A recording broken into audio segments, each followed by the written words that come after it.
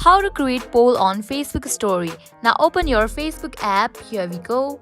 Your home page appears. Now tap on this option, create story.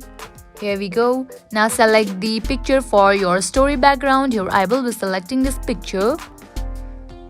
Now over here you can see different kind of options on the top right corner as stickers, text, music, effects and so on. Tap on this option, stickers, given at the top.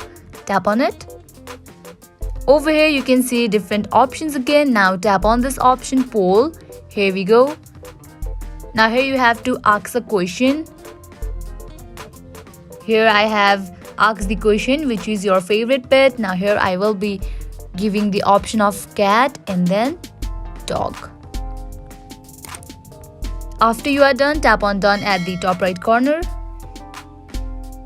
Now you can set it to your story. Tap on the option share to story, given at the bottom right corner. It is in the process to be uploaded to your story. You just have to wait for a few seconds. You can see that my story is uploaded. Now people can choose it like cat or dog just by tapping on it.